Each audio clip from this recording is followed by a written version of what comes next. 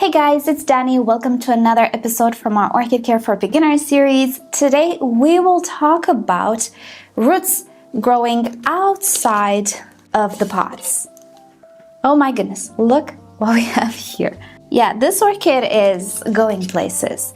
So this topic we've actually talked about many years ago, but it was kind of just an impromptu discussion. It was kind of all over the place. So I think it's worth redoing the subject and make it a little bit more structured. Hopefully it will help a lot of beginners because this is one of the most frequent questions that I get in my comment section. What to do if the roots start to grow outside of the pot. Is it a bad sign? Is it a good sign? We're going to talk about all of these things today, and hopefully by the end of this video, all of your worries will be put to rest. So before we start, as always, this episode and this entire series is sponsored by rePotme.com, who offers you everything you could possibly need to properly take care of your orchid, from potting mixes to pots, fertilizers, accessories, and everything in between. And not only for orchids, but also for other houseplants as well, such as cacti and succulents. So I'll link you to them down below in the description. They've been my collaborator for the past 6 years, I feel like, at this point, and I've tested quite a few of their products, and I really like them. So I will also share with you the products that I absolutely adore, and I think you will enjoy as well. I think they will help you as well. So you have all of this information down below in the description. Right, with that said, I have a list. I don't want to miss anything and I want to be coherent. So first, let's start with, is it normal for orchids to grow their roots outside of the pot? This is the #1 worry that beginners have. And well, rest assured, it is absolutely normal, and sooner or later the vast majority of orchids we can easily grow in our homes will do it, because the vast majority of them are epiphytic orchids. We have a bunch of crows outside, by the way, so we will hear their conversation from time to time. So most of the orchids we grow are epiphytic orchids, meaning they don't grow with their roots in the soil. They grow attached to tree trunks or branches and so on. So because of this style, because of this way of growing, orchids need to put out roots in many different directions to properly anchor themselves. Up, left, right, down, everywhere. And that's how you can explain why you will have roots growing upwards, going inside the pot like good little roots, but also growing outside through the ventilation slits, through the holes, everywhere they can find a little nook and cranny to make their way through, they will do it. They also have this amazing capacity of actually changing the structure to some extent, or the thickness of their velamen. This is again because in nature they will try to find the grooves or the ridges in the bark and just grow along the ridges. They will anchor themselves to the best of their ability by finding more textured surfaces. It's much easier for a root in nature to attach properly by sticking to a textured surface rather than a very smooth surface. The smoother the surface, the easier it is to detach. Just think about these plastic pots. It's so easy to just squeeze a little bit and detach the roots without snapping them. But then think about maybe ceramic pots or something that has texture. It's a nightmare to remove them. Have you ever had a root growing up your wall? I'm looking at one right now. I'll show it to you.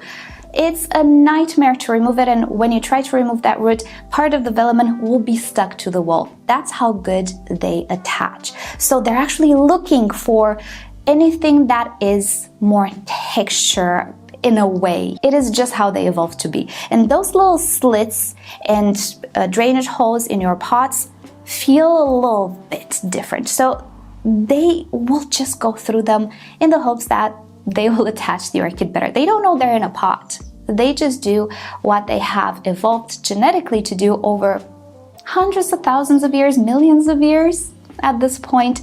So yes, it is absolutely normal for most of these orchids to do that. The terrestrial orchids, such as the Ditzias, Habanarias, they will not do it that much, because if the roots get a little bit of sense of excessive air, they will just stop growing. Now let's talk about a few myths that you might hear or read about on the internet here and there that are just myths in my experience. First myth, the medium is broken down. Absolutely not. You will not have roots just growing outside because they don't like the medium. I can see why this idea arose. If you have very acidic, very inappropriate medium, the roots that will grow inside the medium will just either stop growing, you know how they have those burnt tips, either they will even die off by themselves because the medium either burns the filament. Anyway, you will not have as many roots inside the medium because many of them just don't grow inside or they already die off. You will only have the roots outside of the pot. However, if you had good medium, you would have both the roots outside the pot and the ones inside the pot. That's pretty much why I have to repot quite a few Phalaenopsis right now. The pot cannot handle them anymore. I actually even have a video showing you what a Phalaenopsis can do to a pot. So no, the orchid is not starting to grow roots outside because the medium is bad. It just so happens that the medium doesn't let the root grow inside of it, so the orchid is just left with the outside roots, which would have grown anyway. Another popular myth is that they don't have light and they're looking for light. Absolutely not. Epiphytic orchid roots can photosynthesize and they will be green in the presence of light, yes, but they can very well grow in deprived of light situations. They will have a yellowish color, but they will perform 100% all of the other duties, which they're actually more specialized in. The job of the root is not to photosynthesize. It's sort of a plan B, if you will, in some instances, but its job is to anchor the orchid very well and absorb water and nutrients, and it will do so with or without light. It will do so in an opaque terracotta pot and also in a transparent plastic pot. It will grow just as well in both of these environments. So no, they're not looking for light, and they are also not looking for nutrients. This is pretty much obvious, right? There is this myth out there that roots grow in search of nutrients. They get their backpacks and they're going to find nutrients. What nutrients do we have in the air? We have more nutrients in the pot. Theoretically, they should all grow inside the pot because that's where the water and nutrients sit. In our living room, it doesn't rain and the water evaporates very, very fast. Typically in normal home conditions, the humidity is low. They should go in the pot because the roots inside the pot have found moisture and nutrients. But not all roots go in the pot because they're not looking for nutrients. They are genetically programmed to grow in many different types of directions just so that they can anchor the orchid better. They don't know they're in a pot. Again, they are just doing what they're programmed to do. Right, so what do we need to do if we see our orchid's roots starting to grow outside the ventilation holes and all of that? Well, nothing. You don't need to do anything. Sometimes, and especially at the beginning, I would try to make them go back inside the pot, but that only makes things worse when I repot the orchid. So honestly, I would not do anything. If, of course, a root is crawling up your wall and it's messing up your wall, just remove it and maybe try to tuck it under the leaf or make it not grow on the wall. But that's, not for the benefit of the orchid, it's for the benefit of the wall. You don't have to do anything. You don't have to take any action. It is perfectly normal for healthy orchids to grow their roots in every direction and through every available slit or hole. You don't have to spray them either. You don't have to spray the aerial roots if you have a good root mass inside the potting mix, which stays more moist and it has access to nutrients. You don't have to do anything. If you really want to spray a little bit these roots, whatever, that's up to you. But other than that, there's nothing to be done. I never do anything for my orchids' roots when they go outside. It's okay if you want to spray them from time to time. Now comes the point of critical importance. What do we do when we repot these orchids? Well, there are two possible scenarios. One that I personally take a lot, and when I did my previous video, many people were a little upset of that. I'm not sure why, but here we go. This is what I do. I cut away the roots that go outside of the slits or holes, or when I repot the orchid, these roots get damaged and broken anyway, and I save the pot. For me, these pots are very precious. I don't find them in the flower shops here. I have to order them, and they end up costing more than maybe in other places. As well, it is plastic. I don't want to use it for 2 years and then cut it away and throw it away. I want to reuse it as much as possible. It's just the thing that scratches me the wrong way to just throw away plastic pots. They are so precious to me, like in the area where I live, that I just don't. I keep the pots that orchids come with, and I do the holes myself. I have these rePotme pots for 6 years, I think, already. They are so nice and so good.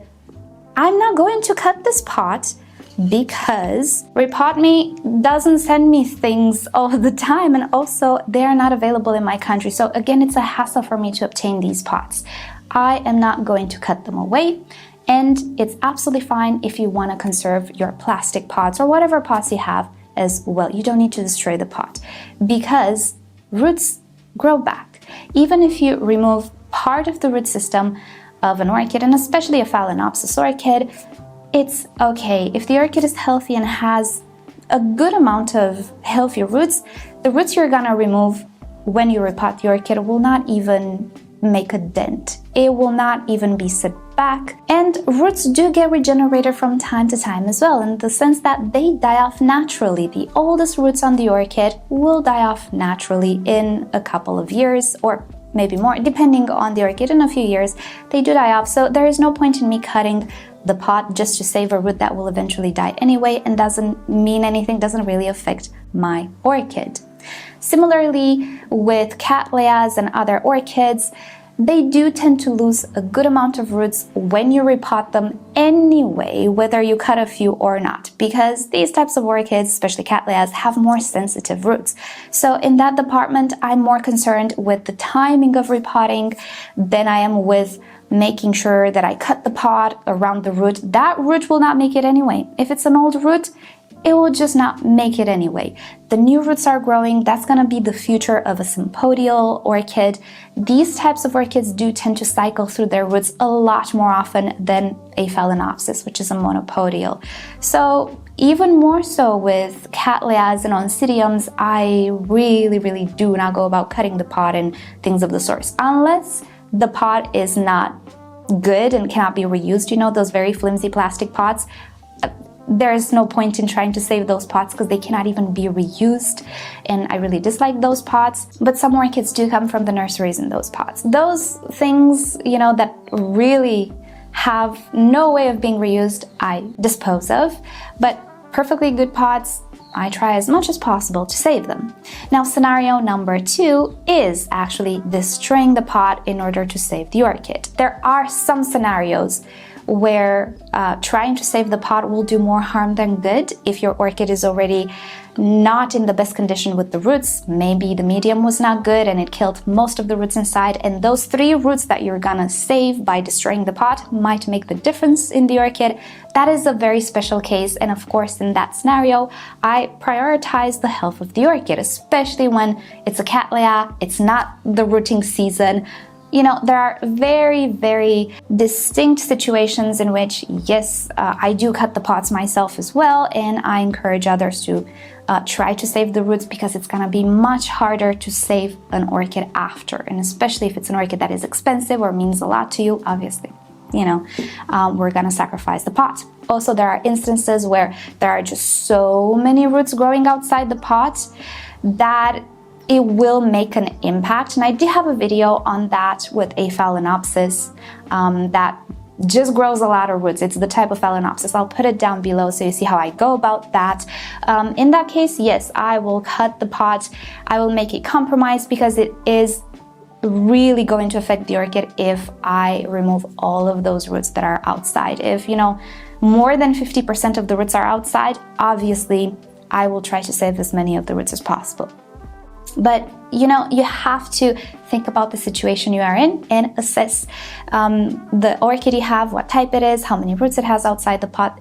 It's a very delicate balance that you need to sit and assess. Take a little bit of time and assess the situation before you take a decision.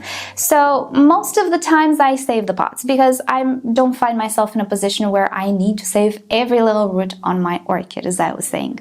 But there will be special instances in which you absolutely have to cut the pot. And I'm not going to tell you you should save the pots or you should cut the pots. This is all up to you. It's how you feel more comfortable. It has to match your values. It has to match who you are. So the decision is absolutely yours. There's no wrong or right. I just told you what I personally do and what, in my experience, is okay to do. Right, so Will the orchids recover after this type of repot, after you remove the roots from the pots? Absolutely they will. Phalaenopsis orchids, typically they have continuous root growth, so you're not gonna have to wait for a particular season to see the roots growing. Even in autumn, even as they're growing their flower spikes, you can still see some roots growing. Maybe in the winter, root growth is a little bit slower than the summertime for sure, because summertime is the vegetative growth. You will still see roots growing, and Phalaenopsis orchids are really good at detecting when they need to make some roots, because some roots maybe are gone. So they will definitely do that. So in the case of Phalaenopsis, they recover really easy. In the case of a Cattleya, again, it has to do with the timing of your repotting, which we talked about in the Cattleya beginner tutorial, which you always have in the description if you feel like watching. With such orchids as Cattleyas and other sympodials, we time repotting when we see new roots forming. And of course, if we see the roots already starting to grow, they will continue to grow. So even if you're gonna lose the older roots, you will have a brand new root system that the orchid will depend on. This naturally happens anyway. The older roots will be cycled through much faster in the case of sympodials. So yes, the orchids will recover in most of the cases if you time your repotting right. And if you're dealing with a very sick, very fragile orchid, if you find yourself in one of those exceptions, obviously don't put your orchid through having to recover just because you wanted to save the pot. Maybe save the orchid, prioritize the orchid. But I find that these instances are much rarer than the typical, which is they will recover no problem. So let's end this discussion with some good practices. Right, so rule number one, or good practice number one, try to repot your orchid in the correct season. When it comes to Phalaenopsis, maybe there isn't such a thing as a good season. I repotted mine whenever I felt like it and everything was okay. But I would say after the blooming season, after the blooms are done, would be the most advantageous time to repot your Phalaenopsis. So maybe early summer, when new leaves and new roots have a burst of growth. That would be the greatest time. When it comes to Cattleyas, it has to do with each individual Cattleya. All of them will be a little different, especially if they're hybrids. Some will start new growth or new roots when new growths start to grow as well, when they're tiny. Others will start to grow new roots when the growths are already big. Others will bloom first, and then you will see the growths starting to grow. Others will mature their pseudobulbs first. It has to do with each individual orchid. When you see new roots growing, typically, for most orchids, it's the best time to repot. Time it right, and you should be okay, even if you damage the roots that are growing outside the pot. Try to limit root damage to only the roots growing outside. That is an important one. Yes, if you have to cut away the roots growing outside, make sure you don't really damage or cut away any of the other roots, because you're gonna rely maybe a little bit more on them. So limit yourself to damaging it sounds weird, but limit yourself to damaging the roots that cannot be saved otherwise. Try to repot as infrequent as possible. Again, that is a very good one. So having a good or very high quality medium can actually mean that you might have to repot very infrequently. Typically, you would want to get at least 2 years out of a potting mix. But again, if it's a good quality one and the bark chips are good and all of that and they don't degrade, you can go 3-4 years. If your orchid typically stays more on the dry side, like a Cattleya, you can go 4 years with a good quality medium. And yes, rePotme has very good quality medium. So obviously, the less often you put your orchid through damaged roots, the better for the orchid as well. You can get good quality medium in other ways as well. You can get inorganic medium if leca works out for you. Perfect. Obviously, you don't have to repot an orchid very frequently in leca, because leca doesn't go bad. You just repot it when you run out of space in the pot and so on. So whatever you do, just keep your orchid potted in the same medium as much as possible. Don't just repot it every year because you kind of feel like it. You can do it, but it's maybe gonna take a toll on the orchid if you do it too often. And also lastly, always sanitize your cutting tools in between orchids especially, but even in between other plants and your orchid. When you have to cut away an orchid's roots or whatever on the orchid, if it's not dry, if it's still alive and green, sanitize your pruners or cutting tools with some alcohol. and you should be just fine. In this way, you are preventing spreading disease or pathogens in between your orchids. Yes, orchids do have disease as well, and other plants that can spread, especially viruses with direct sap contact. So just sanitize your cutting tools in between plants and orchids, and you will greatly limit the spread of disease. And I forgot to also mention something I always do in my repotting videos. Soaking the orchid pot prior to repotting will make the roots more flexible and less prone to snapping and breakage. So even if you have an orchid that grows a lot of roots outside the pot, soaking the pot will help those roots as well become more flexible. And even if you pull the orchid outside of the pot, they can actually make it. You can pull them back through the drainage holes depending on the pot. Sometimes you will save some of the roots, so it makes a difference if the roots are flexible. And I think that is about it. Short and sweet. Hopefully it's short and sweet, definitely more coherent than our previous discussion on the subject, and I hope this helps you out and answers a few more questions that maybe you had. So let me know in a comment, what do you usually do if you already have some experience with orchids? What do you do with the roots that grow outside the pot, particularly when you repot? I'm curious to know. So with that said, thank you so much for watching. Thank you rePotme for sponsoring yet another episode from this wonderful series. And with that said, I'll see you all next time. Bye.